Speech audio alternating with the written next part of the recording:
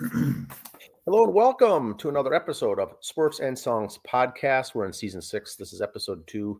Andy, tonight's the sports edition. Today is November 18th, 2024. How are you doing? Good. Fighting the sinus crap right now, like a lot of people going around, but I'll live. Yeah, it's that time of the year. So we've got sports to cover, lots of things: high school, college, pro sports, all sorts. Let's start off with a trivia question, Andy. Go ahead. On this very day, November 18th, 1970, who was awarded the National League MVP award? 1970 National League MVP for baseball. This is the season where awards are given out. We'll have more on this next week, but 1970. Should I give a hint? Well, I was 5 weeks old, so I really don't remember. We'll leave it at that. I'll leave it at this. 5 should be the clue right there. The Big Red Machine. 5 weeks old. 5 weeks, okay. Do the math. Well, we were both around as small infant children at this time, but 1970, a legendary person was the MVP. So go ahead with your sports. Cable wasn't what it was. We were American League goalies, all we were getting. So, yeah, we were a little behind on that. Yes. We'll get the answer at the end of the episode. All right. 60 million of you wasted your money on this. I did not watch it, Andy. Intern Abby had it, I guess. Okay. Intern Abby's father-in-law had it. A lot of bars were having it, like back in the day. I don't say this very often, but I think I'd rather watch curling than this event. I like Iron Mike Tyson, but there's a reason he's 55 and shouldn't be doing this. Logan Paul is just a YouTuber. It was a pure. If you think wrestling is fake, this was fake. You look at something, it was bad. It was bad. It was nothing but a media hype thing. When you got sponsors on each one of the ring ropes, it was really, it's going to go 12 rounds. A guy in his second pro fight against Tyson's going to go 12 rounds. No. This was fixed worse than a junior high play. It was horrible. I'm not even going to go into it. Those of you who spent money, I apologize. If you want to waste money, I do have some credit cards that can be paid off. Just throw it this way. Yes. A lot of people did it just to say they did it, wanted to be part of the situation, wanted to be part of history, but I didn't have anything to do with it. Rather watch paint and dry. What about the Netflix streaming? There was a lot of issues with that. And the thing is Netflix just dropped a bunch of cake for WWE to start doing live streaming. Oh, funny, Logan Paul's brother is in WWE. Oh, funny how that all works out. This is a test run for that. Yeah. Netflix really kind of botched it a lot. So good luck to them on that. But if yeah, it was very interesting nonetheless. But if this would have been, to the younger generation, a boxing fight, you could be 35 years old and be considered an old man to the youngsters, to the young kids nowadays. 55, they can't even enter it into their head that someone could be doing this. Now, because he's our age, roughly, it makes sense and we want to watch it and we're interested, but this is an old man out there. Yes, he's in shape. Yes, he's the best of the best historically, but this is just over the top. He's still Iron Mike Tyson to me. He's always going to be one of the 3 best boxers of all time to me.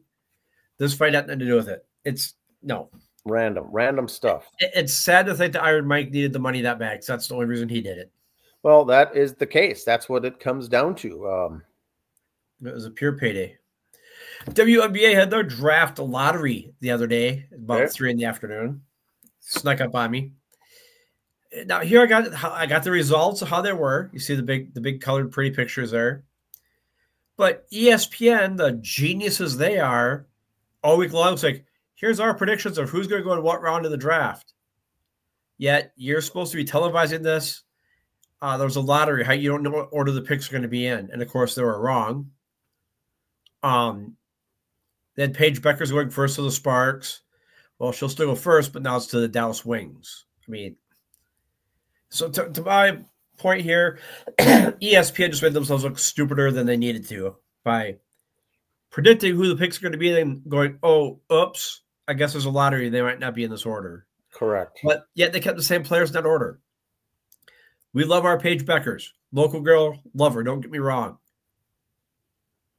Pretty sure she'll be the number one pick. Correct. But God forbid she tweaks the ankle right for the playoffs.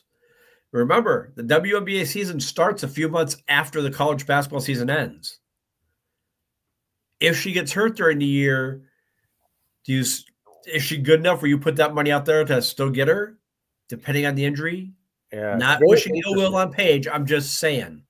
And with any of these 12 here picked, the injuries are on the table, and not like a normal season where you have time then to heal or get better. The draft takes place, they get together, this training camp, and the season starts. It's all later. You got training camp, so depending on their injury, depending on how well they did the playoffs, if you saw they were run out of gas in the playoffs, maybe you don't waste the first or second round pick.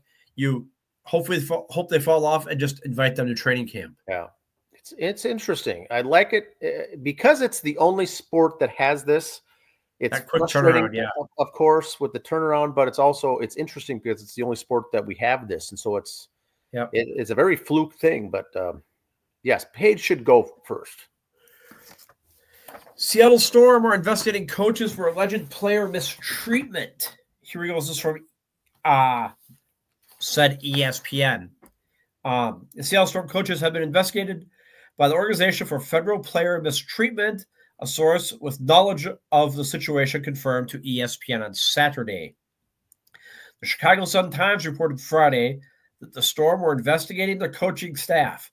According to the report, Seattle has hired a law firm to look into accusations of harassment and bullying by the coaches regarding player performance. The Storm were 25-15 this season and lost to Las Vegas in the first round of the playoffs. Quinn finished her fourth year as Seattle's head coach. Quinn, a former WNBA player herself, took over in the early in 21 season from Dan Hughes when he retired.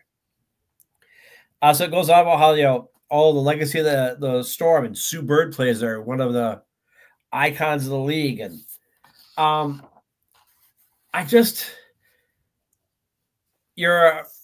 they've had their share, they've had their runs. They've been a better than average team. And now there's allegations of mistreatment. Is it two people got pissed off because they didn't start? That someone pissed in their Cheerios, they got crabby? I don't know. This is going to be something to watch. This is kind of the exception that the Seattle Storm have a team, because them and the Connecticut Sun, it's usually the NBA team owns the WNBA team. Well, there's one in Seattle. There's one in Connecticut. So if this is going to hurt them getting one there about ownership, expansion, maybe if these coaches and stuff are being bad, okay, they get fired, but you're an expansion team. Do you take an experienced coach that had allegations against them? You know, so if these coaches get fired, just remember those names. If also they get hired later, go, wait, did he get canned for bullying and harassment? You think of bullying and harassment, you think Bobby Knight. That's the first name that comes to my mind. You listen to people our age or our parents' age at that time. Oh, yeah, Bobby Knight, he's a jerk. He's a bully. If he wants my kid, I'm sending my kid there to play. Bobby Knight was a bully. Bobby Knight won. He wasn't getting your kid there to be his buddy. He was getting your kid there to make a winner out of him. So define bullying and harassment. Bullying harassment today might have been just hard coaching and tough love 25 years ago. Yeah. Yep. All right. Major League Baseball awards are being handed out this week. We are saying nothing until next week because, well, they've handed out one already. We're saying nothing, depending on when you're watching this or when it was, they're dropping them. We're just going to wait till this weekend or Monday and just go over them all there. Okay. Little precursor. Next Monday's show is going to be pretty heavy on these awards. And also today, the list of Hall of Fame members came out. So next Monday, we'll tackle all that. I saw that. A week to look over your ballots. Vote early, vote often, vote twice. Yes. So I was thinking, doing some drinking the other day. Well, this should be good. So Ohio State and Northwestern are playing at Wrigley Field, and they're charging $429 a ticket for that. Number 1, Oregon was at Wisconsin. They charged $42 a ticket, regular price. Wrigley Field holds 41,500 people, say, for argument's sake. The temporary stadium that Northwestern's at holds us 12,000. Camp Randall holds 80,000. Camp Randall's where Wisconsin plays. Yeah. Just keep those in mind. Here's some other numbers for you. Well, here's first of all the looks of the new Northwestern Stadium. Kind of looks like your basic new dome stadium for NFL players. So sure, it does. Northwestern, they're in between stadiums now. That's why they got the low draw. But the whole playing at baseball stadiums, I don't get that. Now, we know the Bison and the Jackrabbits have come down and played at Target Field. Well, Huntington Bank, where the Gophers play, holds 50,000 people. Target Field holds only 39.5. So there's no reason the Gophers would ever want to play at Target Field. That'd be less people. U.S. Bank Stadium, the big greenhouse, holds 73. And again, just to put it all in comparison, the Fargo Dome holds just 19. So just when you see how big these stadiums are and how big they are, these games are played at baseball stadiums. Like, man, why don't they just play at their own football stadium? Well, of course, the Gophers wouldn't. They'd be a step down. Yeah, they're smaller. The Bison can come down and draw just over twice as many people at Target Field. Intimate setting. It's kind of the fad, is what I think. You know, the Pinstripe Bowl every year is a football game played at Yankee Stadium, and they're trying to get games at the Red Sox at Fenway Park just because they want to do it. Field. And they do it once, and people all want to say, I want to be there. I don't care what the ticket price costs. I want to say that I've been there. Kind of like the Tyson fight. Yeah. Well, I was at the Bison game at Target Field a few years ago, and it was a Bison home game. I mean, of course, they were the home team, so it was closer, but the fans traveled well. The fans from down here already didn't have to go up there. Like I said, the Bunnies, they played at U.S. Bank a couple years ago, didn't they? Oh, boy. Maybe they did. Yes. Yeah, one of them played South Dakota, but still. Now, not that the Bison or the Bunnies are going to sell at U.S. Bank Stadium for 73, but you know what? You put that game, you put NDSU and SDSU at U.S. Bank Stadium, you're getting a crowd. Yes, correct. I would guarantee you will get pretty darn close to a sellout for that. Some Beaver news. That always gets everybody's attention when I say that. The Bemidji State Beavs. Football, they are in. They barely made it, though. One of the lower seeds there, as you see. Okay. But they're in nonetheless. They'll be playing this weekend. They do not have any home games, of course, because they weren't seeded unless the stars and moons align right. But go Beavs. Fun time of year. The Colorado School of Mines did not make it. They did not. Okay. So yay, yay. Some more sports notes here. They had the Grey Cup yesterday. Yes. Toronto Argos won their not their 8th straight cup, but the 8th straight cup they've been in. Oh, yes. Okay. But they beat Winnipeg, who lost their 3rd consecutive Grey Cup. So they're kind of like the Buffalo Bills of the 80s. Mm-hmm. But Toronto, congratulations to them on their 8th cup in 8 tries. And committed. Maddie Greenway, Chad Greenway of the Vikes, his daughter. Oh, yes. Has committed to Kentucky for basketball. So congrats to Miss Greenway. That's awesome. All right. You remember Nick Bolas with his hat, his Make America Great hat? Yes. The league find him. They started a GoFundMe page to pay for it. It's just... And you know what? He's got the money. He did not do this, but someone else has started it, and I think it's hilarious. And it's just to show the support. I don't think the money has anything to do with it, but the people... He can cut the check. It's no big deal. But I think this is just supporters saying, no, you shouldn't have to. It's like we said a couple weeks ago. They can put their signs in the end zone on the turf, and that's okay. He can't wear a hat. And I'm not saying one's right or wrong. I'm just saying what's the difference. Yeah, you've entered that realm of now you've got to say what's right and what's wrong, and now it's going to backfire. So this backfired. Now that's hilarious. There's a GoFundMe for him. All right. Here we go. High school football. We'll go over the matchups and see if we got new winners, new champions this year or not. Okay. I don't care what the sign says. 9-man football. Hills Beaver Creek against Fertile Beltrami for your championship game. Nevis was your champions last year, so we will have a new champion in 9-man. Both are undefeated. They have not had a loss, so this should be a good matchup. Yeah. As you see, Fertile Beltrami had a pretty easy time coming in with a 60-33 win, but Class A, Minneota won it last year. They had a chance to repeat this year against Springfield. Both teams undefeated. This should also be a great matchup. Also at 10 o'clock a.m. at US Bank. 2A, Jackson County Central and Staples Motley. Eden Valley Watkins won it last year, so we will have new champs here. Both of these teams also undefeated. So this is going to be interesting weekend after Thanksgiving. Yeah, lots of good games in there. 3A, Stewartville was your champs last year, and this year they get to defend their title against Dassel-Colcado. Now, the interesting thing is here is Stewartville undefeated. They've won how many games in a row now, going back to last year. Dassel has one loss, but their only loss, Andy, I looked it up today, was against Princeton.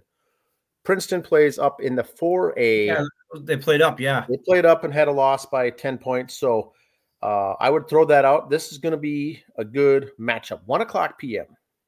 4A, Hutch is your defending champ, so they won't be there. It's Hatino Grace and Becker. Also undefeated. These teams have a lot of talent. Yes, there should be a good one here. 5A, we had Chan was the winner last year, and they will not make it. They lost a heartbreaker to Elk River. Elk River against Alexandria area. I don't know. Elk River runs out triple option. That receiver from Alexandria had 4 touchdowns and 245 yards receiving last week in the semifinal. Alexandria is going to be tough. They have 2 losses. One was to Moorhead, and then in the playoffs, they avenged that and beat them. Their other loss was to Elk River. It's who they're playing.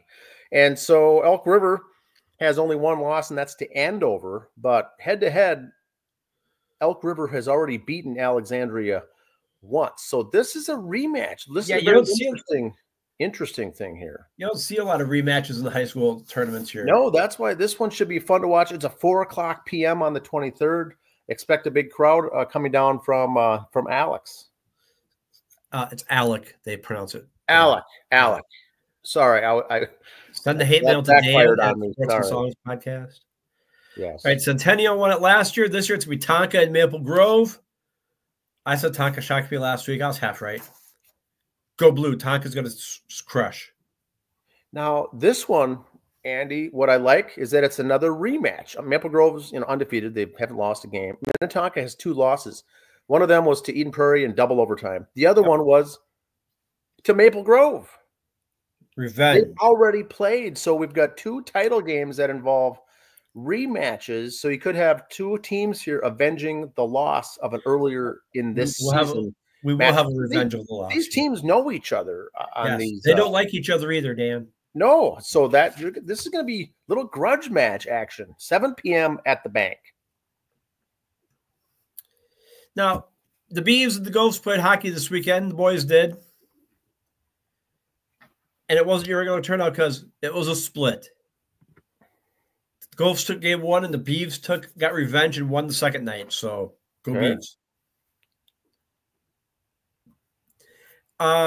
Dan did do a midweek show this week. I'm going to try to get one out this week also about the Mets and their 40-man roster coming up pretty soon. I'll probably do a lot more college hockey stuff, college basketball stuff midweek as those seasons progress.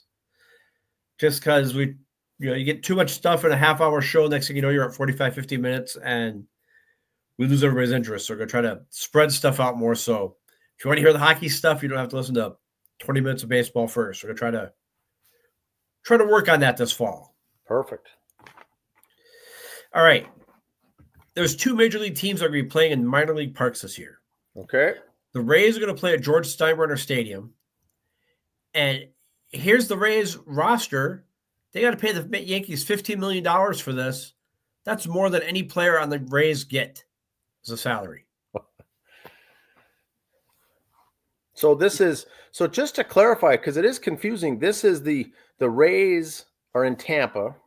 They're playing at the Yankees minor league facility for spring training is what because it holds more people by as the better cameras and lights for TV, and it's right there in Tampa for the season ticket holders and stuff. Yeah, very close, very convenient. It's very nice of the Yankees to rent it to for $15 million. So they're making some cash. At one point, they were thinking of maybe playing at the Tropicana Field or doing something different. But like you said from the beginning, Andy, the time clock is ticking. There's spring games coming up, and then the season starts. And you got to sell tickets and you got to do things for the regular season without a home stadium now. So you're on the clock. So they had to make this decision fairly quick.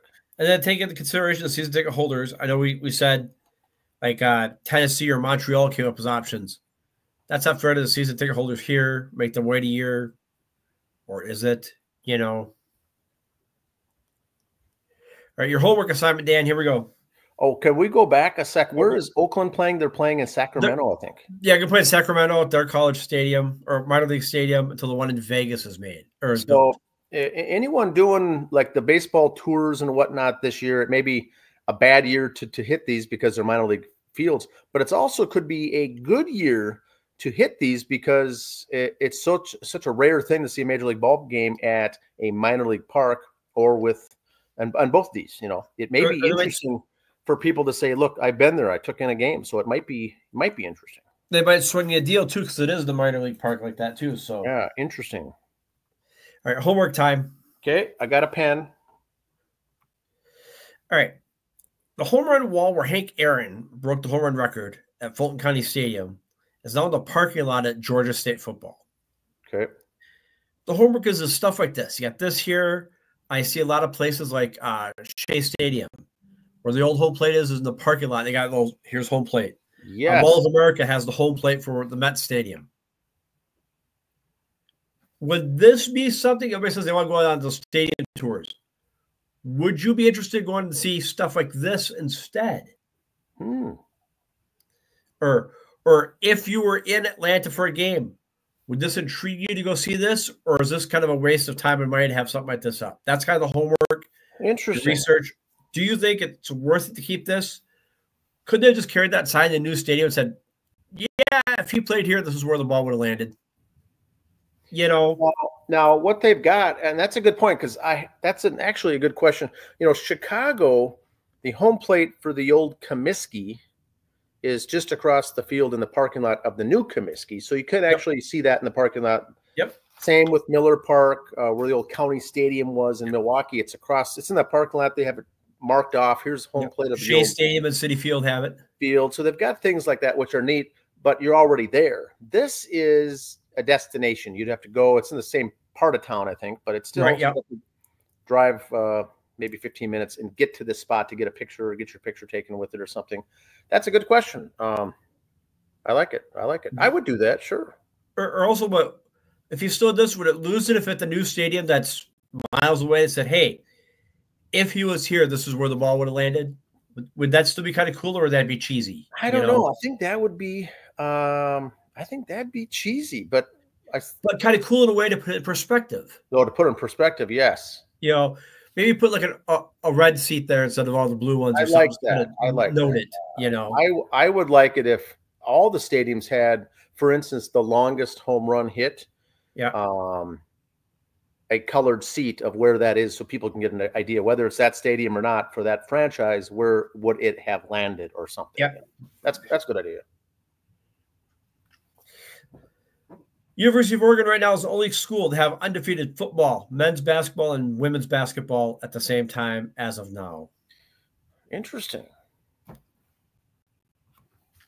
And now Dan's favorite part of the show. I love it. Right after the homework, here we go. Okay. And I'm just going to use U.S. Bank Stadium because I'm talking about the high school football playoffs. And just football playoffs, football fans, stuff in general here. I have in front of me here numbers from last year's attendance for Minnesota State high school football. For the Prep Bowl. Okay, so 2 days, okay? Everybody sits there going, oh, we've talked about how people watch football games on all these silly channels. Football. Testosterone runs huge amongst the blue collar and the white collar. Football, we're men. We watch football. Rah, rah, rah. We said earlier, U.S. Bank holds 73,000 people. 9-man quarterfinals last year drew a total of less than 3,000. Okay.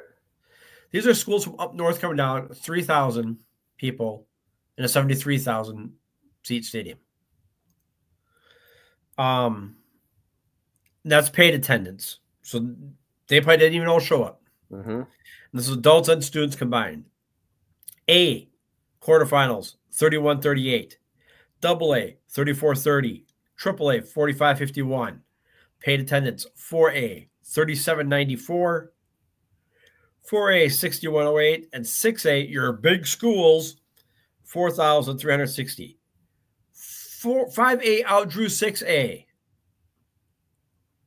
Your big, tough metro schools, you got to have the whole 32-team playoff. Could not draw 5,000 people. They barely got over 4,000. That's interesting. Okay. Barely over. Barely. The entire Prep Bowl last year total, 40,000 people. That's just over half of that stadium if you combined everybody. Yep. Combined all the games, put them all in there for one afternoon, and it would be half full. And now, we're baseball guys. They don't draw beans at Target Field for the state championship either. So, but since it's football time of year, I'm using football. Hockey and basketball, well, I don't know so much basketball, but hockey draws good. Basketball does well for high school. Why do these two sports not? Football is supposed to be, the almighty football. If you don't watch football, you're not a man. You can't give away tickets to these games. Do you think no one watches it? I don't get it. I don't know. Winter, there's nothing to do. You can't get out. So there's an interest in getting out and going somewhere. In the spring, people are busy doing things. In the fall, people are busy doing things. So maybe that's got something to do with it. I don't know, but I'd like to get a study done on that. And you're in the greenhouse. You buy one ticket, you can go to 4 games. I don't understand. Maybe I know because I've been there for some of the games too. Maybe some of the disconnect is I'm going to a high school game here or there, and I'm paying $9 for a hot dog. Yeah, the pricing of the stuff. Do you cut the food prices down to the high school level in a way to, I'm not saying they're going to lose money. Well, you know what? You want to bring people in. I'm not going to pay $10 for a ticket and then $9 for a hot dog. Hypothetically, I don't know the exact numbers, but you know what I'm saying. The other thing I thought, and this is a couple years, maybe 2 or 3 years ago, is I thought the Prep Bowl would be best played at Allianz Field in St. Paul. Yep. It's covered, but it's outdoors still, but it's turf. So, but it's much smaller. It's heated turf too. Is it? Okay. Yep. So that's an option, but I think they want to play in the dome and indoors because then you throw out weather. Any kind of weather concerns is a moot point. So, yeah, but I don't get that. How you cannot give away tickets to this. They all talk about, I got football, and then this comes and no one goes. And now you can stream it. I mean, you can also, I think 2, 3, 4 years ago, but people are sitting at home and just, if their team's in it and they don't want to drive down, they will just do that. The other thing is it's in Minneapolis and people are still putting up some roadblocks by saying, I don't want to do anything in the city after the last 4 or 5 years of things. So as long as I can remember as a kid, and I've carried it into my married life here, it's almost family tradition. The day after Thanksgiving, we got the football games on, you're putting up the Christmas decorations. Yes, I love watching it without having any horse in the race, any dog in the race. 2 teams, I have it on in the background. It's a great sport. Actually, going there is an issue. Yep. That's all I got, though, man. That's kind of my 10 cents right there on it. Well, that's interesting stuff. Now, the only thing that I've got is Major League Baseball. So the teams have until tomorrow to lock in their 40-man roster, which means that people left on free agency, people were cut, people moved on, and whatnot. Teams are all short as of now on the 40-man roster. Twins, for instance, I think they're sitting at 35 on the 40-man roster. So you'll see moves tomorrow during the day up until 5 o'clock to fill some of those spots. Not all, but some. And some teams will fill all 40 spots. Now, there may be players who haven't accepted their contracts. They got to fill a 40-man spot. Doesn't mean that superstar is not going to be on the team at spring training or be on the starter. Just they need to have 40-man listed. So they've got to allocate those people, because then the next thing is December 11th. And I covered this in the midweek show. Is December 11th is the Rule 5 draft for Major League Baseball, meaning if you meet certain criteria and you're young and you're a minor league guy and you've fuddled around in the minors a couple of years and you don't want to play anymore, or you're not getting enough playing time, or you feel you could do better somewhere else, you could get, picked and to go somewhere else and fast tracked to the majors. So anyone who's not on the 40-man roster then is eligible to be picked up if you meet the criteria. So the moves we'll see tomorrow is guys getting put on the 40-man roster, which means they're now safe. Yeah. And then up until December 11th, that next 3 weeks then is the teams and the GMs will be looking at who can we pick up, who can we draft that's available, that's out there. And that'll help make some decisions as well. So if a team has, for instance, 38 on the roster, they may keep 38 on purpose because they want to pick up 2 at the December 11th draft. If they're filled with 40 right now, it doesn't mean they don't want to pick up anyone. They still can, but they'll have to make then a corresponding move. But Twins are at 35, and I'm guessing they'll go 4 more. Tomorrow will be announced 3 or 4. You keep an open spot in case someone keep an open spot. So it's the 40-man roster, but you can't have more than 40, but very few teams will actually have 40. They might, but most will be at 38, 39 to keep some room to pick up someone else. So that's why that is. That'll be interesting. The only other thing I've got, Andy, is, let's see. What have I got on the sports topic here? We covered the Prep Bowl. Arizona Fall League. Yes, Arizona Fall League is interesting. Now, here's what we've got for the Arizona Fall League.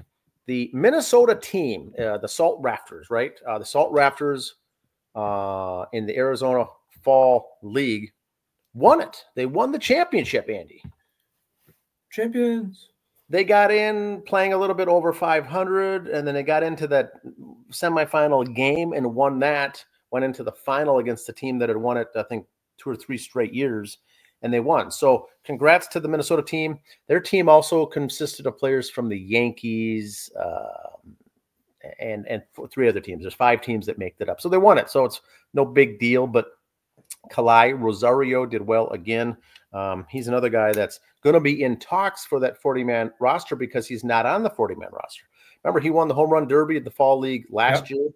This current year, a couple weeks ago, he finished 3rd, and he's doing well. He's a stud, but he's not on the 40-man roster. So if the Twins don't protect him, look for him to get snatched up by another team. He's an outfielder. He's a corner outfielder with a big arm. So scary thing about the Fall League, Mets #1 prospect Jet Williams got hurt in the last game of the Fall League.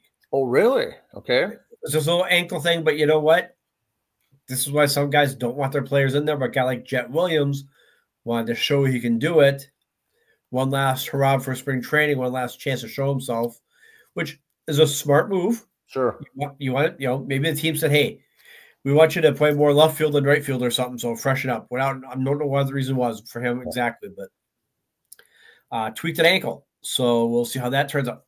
Is his career over? No. Regular routine, a routine injury, if there's a such thing as that. I mean, nothing scary, but still.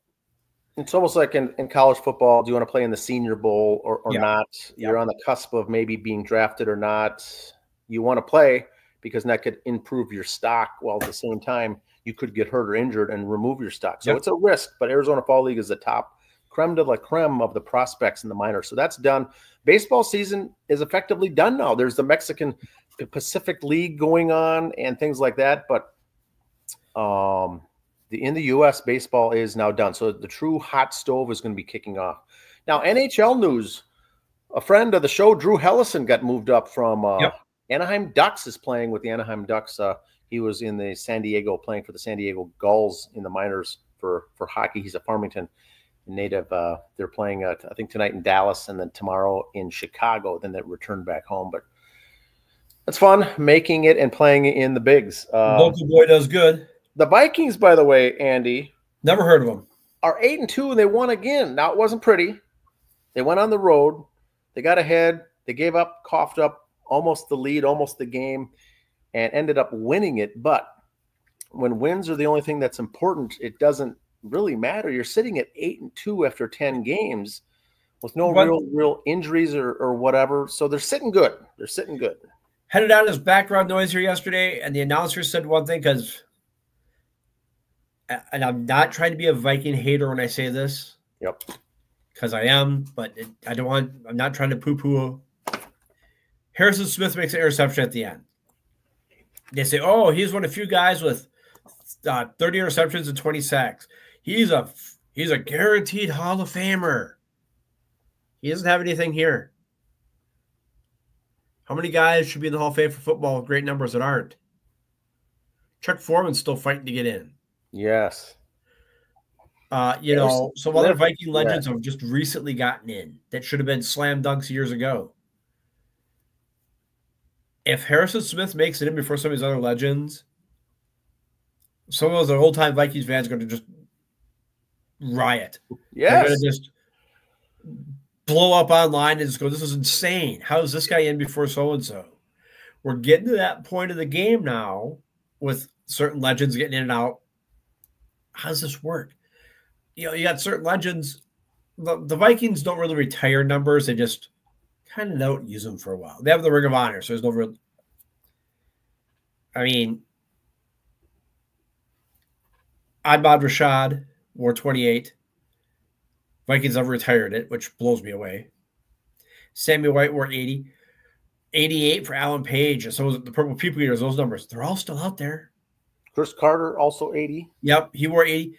So they don't really retire numbers, just put your name up on the Ring of Honor. Because the Cowboys. The Cowboys retired numbers, they'd have guys wearing number 104 right now because they ran out of numbers. Like the Yankees are going to pretty soon. Yes.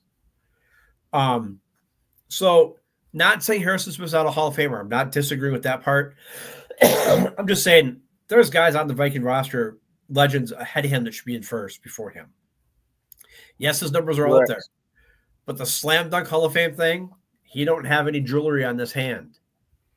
Yeah, it's interesting. Which unfortunately might keep him from being a first ballot guy. They might just the writers, there's enough writers that are old school going, we just can't put him in first ballot. He doesn't have a ring.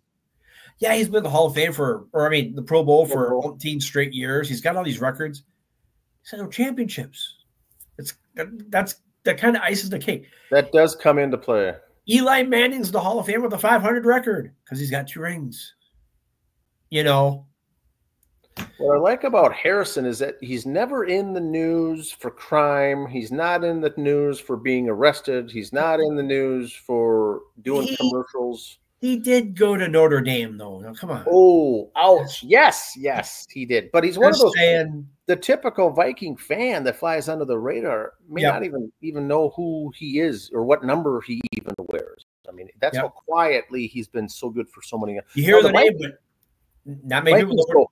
22 they go on the road to Chicago, Soldier Field, and then, of all things, they come back home for a 3-game homestand at US Bank Stadium. So 8-2 record, they are sitting good. There's no real. And the Bears should have won their last 2 games. Well, what 2 weeks ago, the Commanders threw that Hail Mary, and last week they had Google blocked. So the Bears should have won their last 2 games. What I like, if you're putting on your Vikings homer hat, is that there's no real clear-cut NFC shutdown teams out there. There's some good teams, but the Vikings are in that talk, in that discussion. 3 more home games. They're going to be in double digits. They could have, 12 wins or whatever, but it should be interesting how they do because there's no runaway favorite. The good teams are in the AFC, of course, and but we'll see how it all shakes out. Gophers had the week off. They now play Penn State, and I think that's a nationally televised game this Saturday. So I know the Prep Bowl will be going next. Oh, that's Thanksgiving. The Prep Bowl is the following week. So there's a week off for high school football, right? Yep. Okay. Penn State will be the big news here this week, and the Vikings at Chicago. But That's all I've got here for sports. Trivia answer. Trivia answer. 1970. On this day, which National League player in baseball won the MVP in the National League? That's your clue. There it is. 5. He wore jersey number 5. Johnny Bench. Johnny Bench, Big Red Machine, was the MVP, was given the MVP on this very day in 1970. You don't say this about a lot of football or a lot of baseball players, more football players and stuff, but baseball, he was a man's man. He was a tough dude. Tons of respect for Johnny Bench growing up watching him play. One of the most respected, still one of the all-time, arguably the best catcher of all time. Yep. He's certainly in the Mount Rushmore of catchers for sure. And not with the home runs, RBIs, average. It's those things. But it was back then. You were an everyday catcher. You didn't play 2 out of 3 series. You didn't play 3 out of 4 games. You didn't have Sundays off. Day after day game. You didn't have the day games off if you worked a night game. He caught every game 9 innings, and I think that is over and above. You can't even compare that nowadays. That's what we've got back next Monday. See ya. Yeah, have a good one.